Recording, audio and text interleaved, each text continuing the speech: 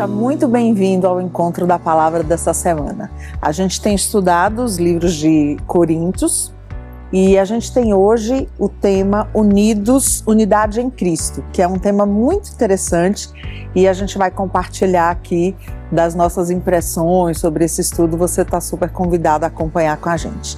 Tenho aqui comigo o Carlos Vinícius. Você pode orar para a gente começar, por favor? Claro, será um prazer. Oremos. Amado Deus, eterno e maravilhoso Pai, muito obrigado, Senhor, por estarmos aqui mais uma vez no encontro com a palavra. Pedimos encarecidamente e humildemente que o Seu Santo Espírito conduza este momento e nos ilumine a trazer reflexões importantes para o Seu povo. Tudo isso pedimos em nome do Senhor Jesus. Amém. Vinícius, esse tema é um tema muito interessante porque onde a gente tem pessoas, é possível que a gente tenha desentendimento. E Paulo traz para a gente a necessidade de a gente estar unidos. E às vezes a gente pensa, como que a gente vai estar unido em um lugar onde tem pessoas tão diferentes, né? Você pode comentar para a gente o nosso verso aí para memorizar, que já é quase uma pregação, só o verso, Verdade. Né? Vou aproveitar para ler para os nossos amigos que estão em casa. Então, se você não tiver, por favor, abra sua Bíblia na primeira carta de Paulo aos Coríntios, capítulo 1, versículo 10. E é dito: Irmãos, pelo nome do nosso Senhor Jesus Cristo, peço-lhes que todos estejam de acordo naquilo que falam e que não haja divisões entre vocês. Pelo contrário, que vocês sejam unidos no mesmo modo de pensar e no mesmo propósito. Inclusive, Thalita, se a gente pegar o contexto em que esse verso está inserido, o Paulo chega, e é um dos primeiros temas que ele fala, é a respeito da questão da unidade. Porque estava tendo uma certa discussão. Alguns diziam, eu sou de Paulo, eu sou de Apolo, e fazia cisões na igreja. Uhum. E por que isso acontecia? Porque eles deslocavam a centralidade que deveria estar em Cristo para a centralidade da própria sabedoria humana. Então, a partir do que eles consideravam como corretos, nessas divisões, eles utilizavam para fazer essas próprias divisões. Por isso que Paulo diz, se as pessoas estivessem unidas em Cristo, se tivessem o foco em Cristo, elas não passariam por divisões. E, infelizmente, isso é um problema corriqueiro em todo lugar, porque as pessoas, ao invés de dizer assim, não, eu penso da forma X, então vou defender essa forma. Outra pessoa diz, não, eu penso da forma Y, eu vou defender essa forma. Mas as pessoas não se perguntam, como que Cristo pensa? O que é que a palavra diz, O que é que né? a palavra dele diz a respeito? E isso que você está colocando é um problema que aconteceu naquela época, mas é super atual, porque a gente tem na igreja até hoje movimentos que às vezes a gente percebe divisão. A lição fala muito sobre essa questão das panelinhas, né? Sim. E uma vez eu ouvi um negócio muito interessante e eu gostei do que eu ouvi. Uma pessoa falava assim, olha, se a gente acabar com as panelinhas na igreja, na verdade acabou com a igreja. Que é o oposto do que a lição traz, né? Uhum. E por que ele falava isso? Era um amigo meu lá do Coral do Rio, ele dizia assim, as panelinhas, elas vão existir porque a gente tem relacionamentos onde você tem mais afinidade, onde você tem conexões. Então, ele estava falando das panelinhas no sentido de você ter grupos que vão ser mais próximos de você, ainda que você tenha aí uma igreja grande, né? Uma igreja aqui como Moema, que a gente tem mais de 1000 membros, você não fica amigo de todo mundo, mas você tem ali algumas panelinhas. Só que, na igreja, a panelinha não pode ter tampa. Ou seja, o problema é quando você quer tampar a panela e falar assim, não entra mais ninguém aqui, só o que está aqui dentro é o que presta. E que foi o que aconteceu lá em Corinto. Ou seja, as pessoas começaram a, como você falou, tampar a panela e falar, não, é essa a verdade e está tudo certo. De fato, como seres humanos, nós naturalmente podemos nos afeiçoar mais a uns do que a outros. O problema é quando essa afeição causa uma divisão que acaba prejudicando a atividade que é desenvolvida dentro daquele grupo, e no caso aqui, dentro da igreja.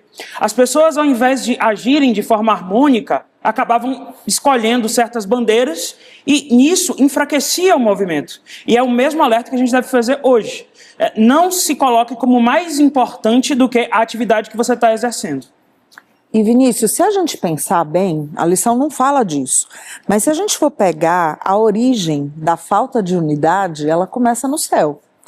Então a gente está num ambiente onde não tinha nem pecado, os anjos ali, todos em harmonia, e começou com Lúcifer, que na verdade ele tem essa habilidade de trazer desarmonia onde ele entra. Então é importante a gente pensar assim, o pai da falta de unidade é Satanás. E quando a gente às vezes vai agir com esse mesmo propósito, a gente precisa lembrar no propósito de quem a gente está agindo. E aí a lição nos convida, né? A lição fala exatamente isso. A gente precisa estar centrado em Cristo, centrados em Jesus. Inclusive, Thalita, se você observar a forma como a carta é redigida, né, o capítulo 1, 2 e 3, a gente viu até na lição 2, toda uma questão sobre a mensagem de Cristo.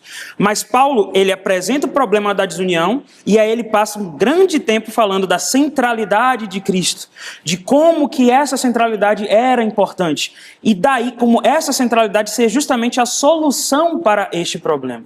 Uhum. E na lição 2, até que você estava, né, comentando agora, ele falava remetendo para a cruz, né? Foi a lição que a gente estudou na semana anterior. E é esse realmente o sentido. Então, olha só, a briga lá em Corinto começou assim mesmo. Eu sou de Paulo, eu sou de Apolo. Apolo também era um outro servo do Senhor. Só que as diferenças de opinião começaram a causar problema no sentido até de haver divisões significativas. Porque você pode até pensar, por exemplo, que numa igreja como eu gosto mais do pastor Robson, gosto mais do pastor Cristiano, enfim.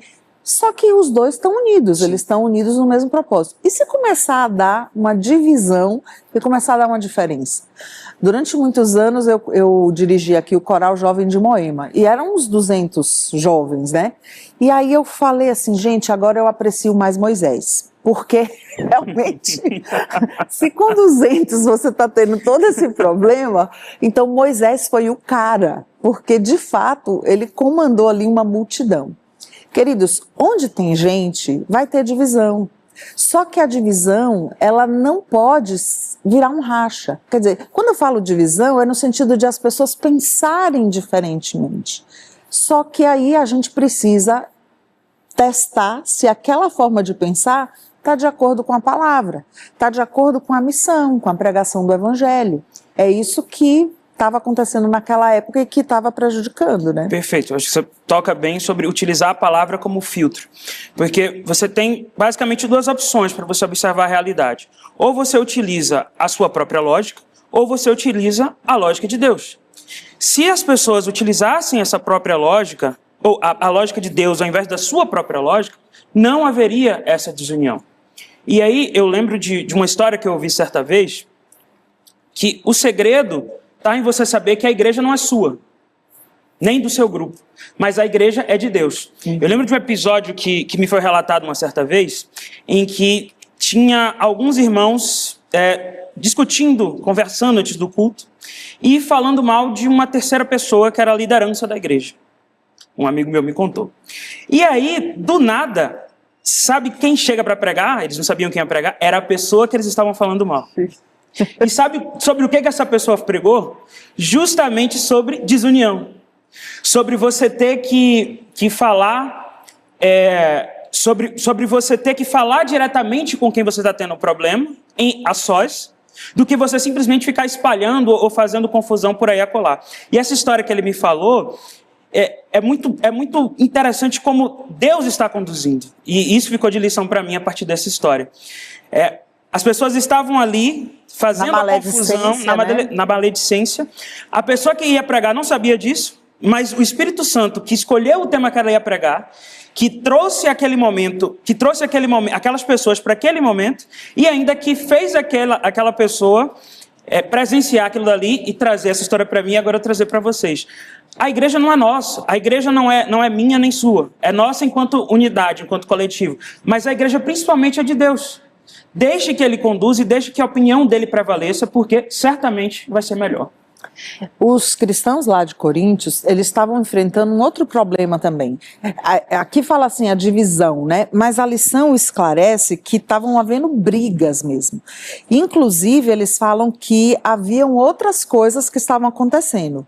Inveja, ciúme, ira, imoralidade. Quer dizer, tudo que acontece hoje também, que a gente tem que lidar, mas que está na cara que isso vai trazer prejuízo, né? E em relação a isso que você falou, a questão da maledicência, ela é um dos pecados que, por exemplo, fez a tribo de... Esqueci o nome agora da tribo. Qual? Que contexto é? Das tribos de Jacó, uma delas foi rejeitada, acho que é Cã, se eu não me engano. Foi uma tribo que foi rejeitada por causa da questão da maledicência. Os universitários estão aí me ajudando. E é exatamente isso que acontece. Quer dizer, esse é um problema que sempre vai, como se fosse um cupim, sabe? Comendo por debaixo da mesa, as pessoas não vão percebendo, e quando você vê, toda a estrutura vai desmoronando. E aí, Paulo realmente ele vai chamando para o que importa. E ele fala assim: foi Paulo que foi crucificado por vocês? Essa frase é muito boa. É muito boa, né? Ele fala assim: será que Cristo está dividido? Será que vocês foram batizados em nome de Paulo? Não. Cristo não está dividido e é Ele quem foi crucificado por nós. E fomos batizados em nome do Pai, do Filho e do Espírito Santo. Logo, nós somos o quê? O corpo de Cristo. E o que eu acho interessante também é a postura conciliadora do apóstolo Paulo. Porque ele poderia simplesmente chegar lá e dizer, não, quem está dizendo que é de Paulo está certo, porque está seguindo o que eu estou falando. E não, ele fala assim, não, peraí. Na humildade que Deus apresentou para ele, ele diz, não, vamos focar em quem nós somos batizados, e não em nome de quem nós somos batizados, e não quem nos batizou, que é justamente Cristo. Exatamente. Então, a lição o tempo todo está chamando para isso, né? Para essa harmonia doutrinária, para a gente olhar a Cristo.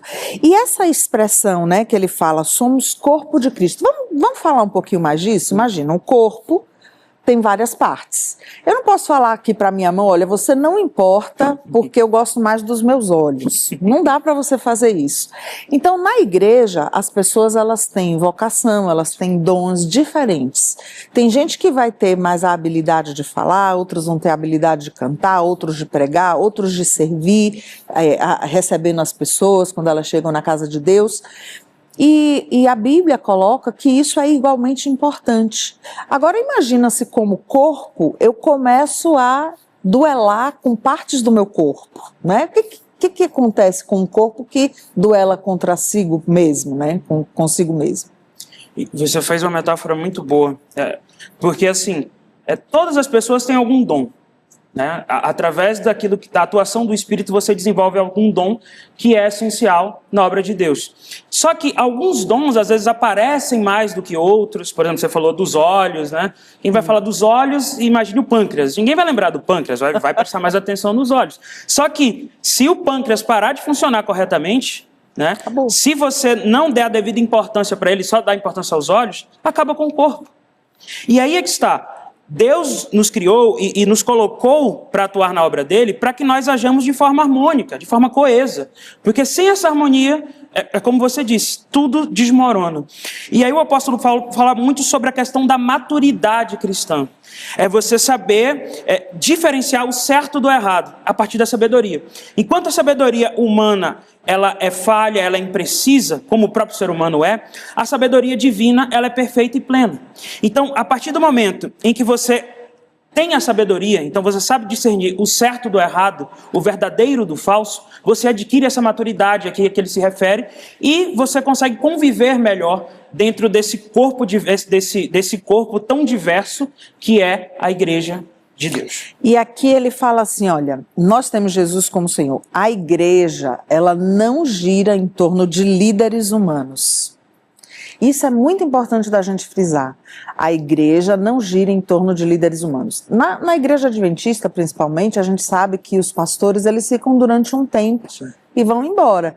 E você pode, às vezes, ter uma preferência por um, por outro, mas saiba, é temporário, certo? Porque o grande líder da igreja é realmente Jesus. Então, os cristãos precisam estar centrados em Jesus. Inclusive, ele fala aqui, olha, o termo grego traduzido por unidos vem do verbo catartizo, que indica restaurar algo à condição correta. Isso de não depender de líderes humanos me lembra daquele episódio lá de Êxodo, salvo engano, Êxodo 20, no episódio do bezerro de ouro. Então, o ruim de você colocar a centralidade no humano é porque, como você mesmo falou, esse humano ele é temporário e ele também é falho. Nesse caso do bezerro de ouro, não era nem a questão da falha, mas justamente a questão de não ser onipresente. Porque assim, Deus tentou se aproximar do povo. Mas o povo falou, não, Moisés, fala você com Deus e a gente fala com você. Então eles colocaram Moisés como intermediário e não escolheram ter uma conexão direta com Deus. E a partir daí, quando Moisés foi para o monte, eles se viram perdidos, eles se viram sem Deus, porque o único ponto de ligação que eles tinham era a partir daquela pessoa. E isso é a mesma coisa. Eu não posso basear a minha fé, eu não posso basear a minha ligação com Deus por conta de um pastor, por conta de um líder. E se isso estiver acontecendo institucionalmente dentro de uma determinada igreja, isso é péssimo, isso deve ser remediado. Porque aquela pessoa, ela é temporária, aquela pessoa, ela é falha, e se você se fundamentar em algo falho, é como se fosse aquela casa que é fundamentada em areia. Vai ruir na primeira tempestade, no primeiro vento forte. Moisés enfrentou muito isso, né? Quer dizer, lá nos primórdios ele já enfrentava isso. Eu lembrei o nome da tribo é Dan. Eu estava falando, queria falar Dan, falei Cã, mas é Dan. E ele foi justamente uma tribo rejeitada por causa disso, a maledicência. Quer dizer, você achar que o fato de você falar por trás, falar mal dos outros é algo inofensivo, não é visto como algo simples aos olhos de Deus. Então isso é muito sério. Então isso tem a ver com a maturidade espiritual, né? Então Paulo, ele descreve os coríntios como imaturos espiritualmente. Eles viviam em ciúmes, contendas, comportamentos carnais. Ele fala assim, vocês são como crianças na fé. E ele diz inclusive o seguinte, ele fala, olha, eu preciso dar um alimento mais sólido para vocês. Vocês só estão tomando leitinho, né? Porque vocês precisam amadurecer pro alimento engrossar. Ou seja, quando você tem maturidade espiritual, você vai saber que às vezes a coisa não vai ser do seu jeito e tudo bem. E às vezes você tem que considerar que o jeito do outro pode ser bom também. E que tem espaço, né, para um momento ser como você quer, outro ser como o outro quer, mas que Cristo seja honrado nessas divisões. E aí você vê, a partir dessa fala do apóstolo Paulo, essa falta de maturidade às vezes pode estar impedindo que a gente acesse certos conhecimentos em relação a Deus e obtenha até certas bênçãos advindas de Deus. Porque se nós nos limitamos e nos preocupamos unicamente na nossa própria sabedoria, isso limita o nosso crescimento espiritual. E Deus, sabiamente, não vai dar uma tarefa para alguém que não está preparado. Então, veja, você atrapalha a obra de Deus não só na igreja, no coletivo, mas também a obra de Deus no seu individual. Então fica mais esse alerta. E outra coisa, quando você tira Cristo, né, do centro da identidade cristã, a gente, na verdade, está tirando Cristo do centro da nossa vida, daquilo que faz sentido. E esse é um grande alerta que ele tem aqui, né? A gente não pode ter um ministério, uma compreensão distorcida do ministério, dando importância excessiva a alguns líderes. Então, a maturidade espiritual vai levar o crente a apreciar a sabedoria de Deus e vai levar ele a entender isso como algo que é comunicado pelo Espírito Santo, né? Essa sabedoria, essa maturidade para poder perceber o que vem de Deus e o que vem realmente do inimigo, né? Porque sempre vai ter o joio ali no meio do trigo. Sim, justamente para atrapalhar.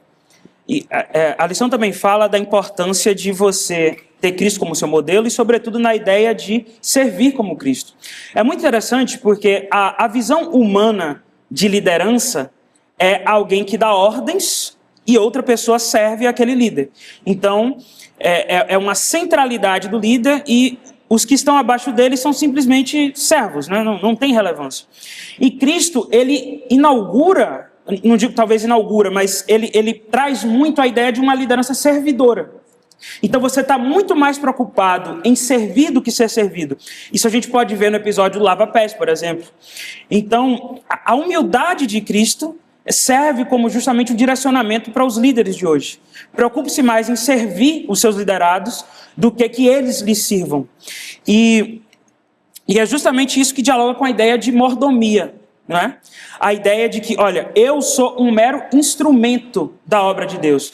Eu apenas devo gerir aquilo que Ele me entregou. O papel central não é meu. O papel central não é daquilo que eu penso que é correto, mas sim da obra coletivamente está sendo conduzida pelo próprio Deus. E quando você fala, né, de você ser um mordomo, a Bíblia, a lição traz até a palavra ser um encarregado, isso é servo mesmo. O encarregado é o quê, gente? É alguém que foi que recebeu a missão, né, de administrar a propriedade de alguma pessoa. Agora, a propriedade não é dela. Ela só está sendo responsável de administrar.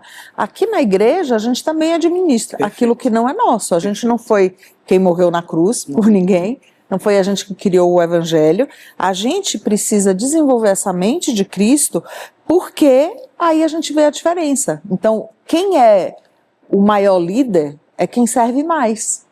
Isso acontece também, e deveria acontecer também nas famílias, né? Quando a Bíblia fala, por exemplo, do marido como cabeça, é o que serve mais, é no sentido de estar ali à disposição para isso. Só que no mundo greco-romano daquela época havia uma acirrada competição. Então as figuras políticas, filosóficas, né, os pensadores e líderes religiosos, eles ficavam o tempo todo buscando aprovação. Sim. Vinícius, qual é o perigo da gente ficar buscando aprovação aqui dentro da casa de Deus? Antes disso, primeiro, o que você falou. A gente precisa achar, na verdade, um ponto de equilíbrio, né? Porque a igreja, o patrimônio, a obra, não é da nossa propriedade. Mas a gente também não pode agir como se não se importasse com ela. Ah, não é meu, então dane-se, cada um faz o que quiser, eu não estou nem aí, não dou a mínima.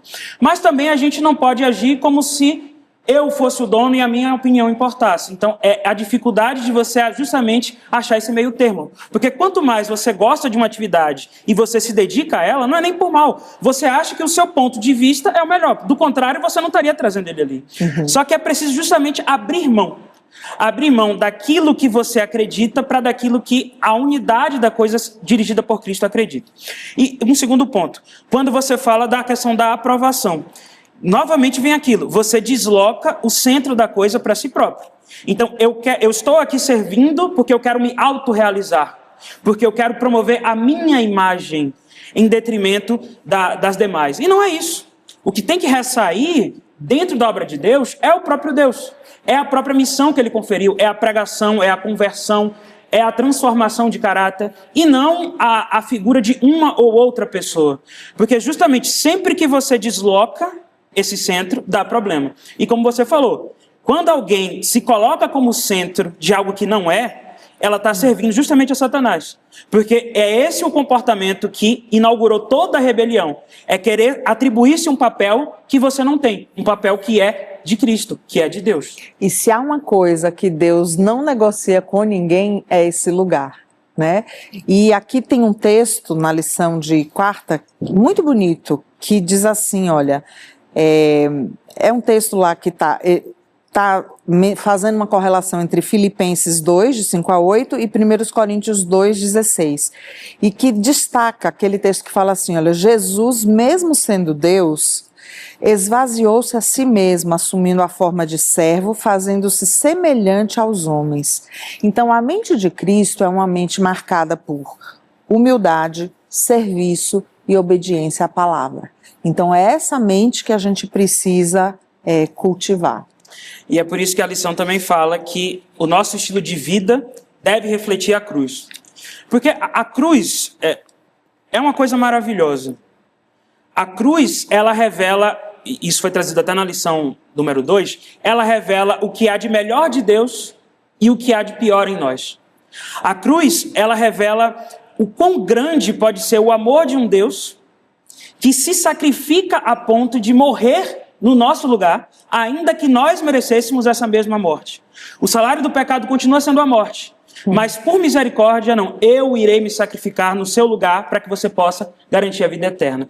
Então perceba, a ideia de humildade, a ideia de amor, a ideia de desprendimento é a ideia que é trazida na cruz. E a nossa vida enquanto cristãos, e sobretudo enquanto membros do corpo da igreja, é justamente isso. É você servir de forma humilde, assim como a cruz nos ensinou.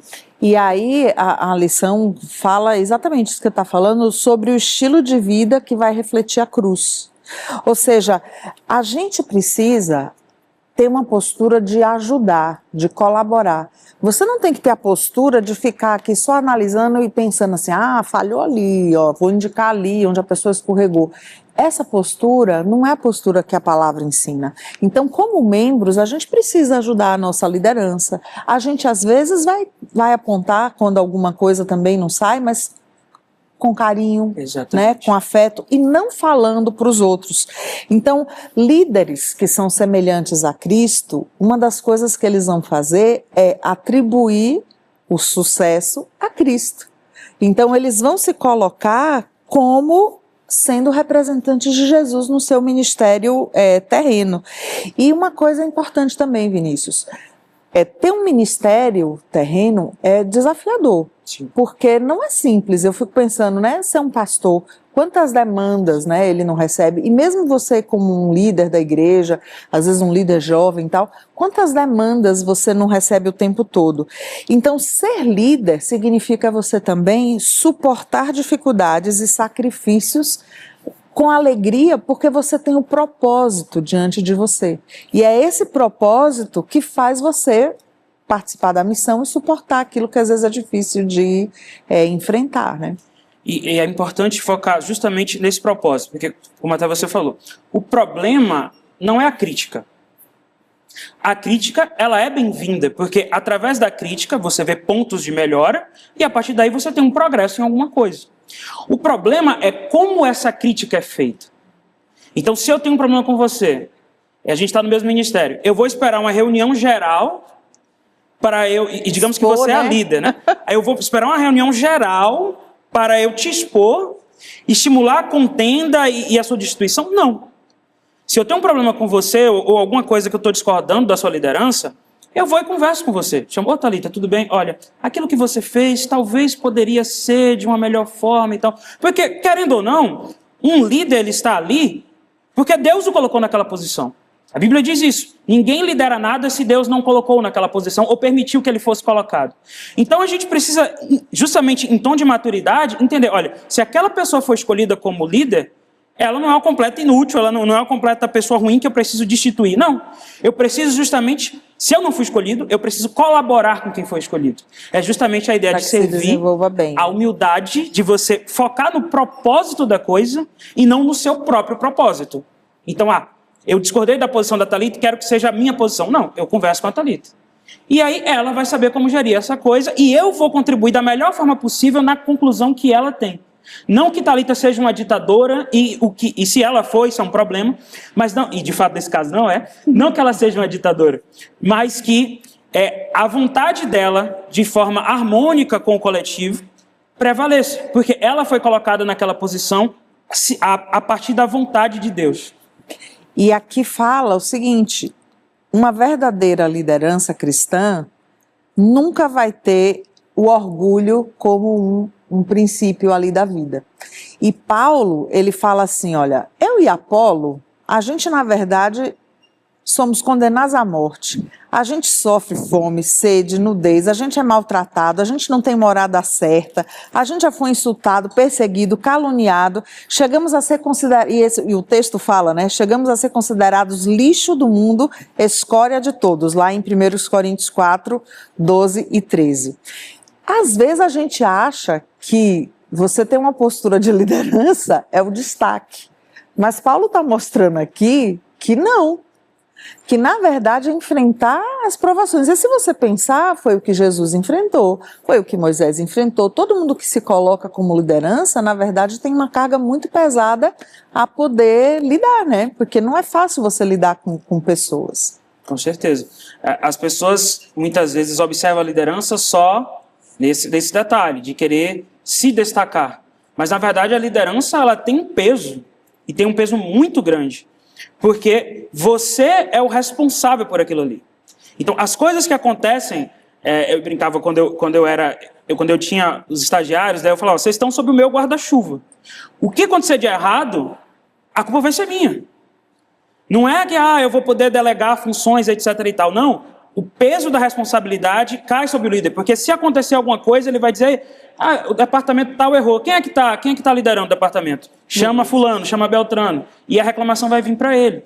Então, é preciso ter justamente essa humildade, essa maturidade no exercício da liderança. No sentido de que, olha, eu não estou aqui para me autopromover. Eu não estou aqui pelo orgulho e para reforçar esse orgulho a partir dos resultados. Não.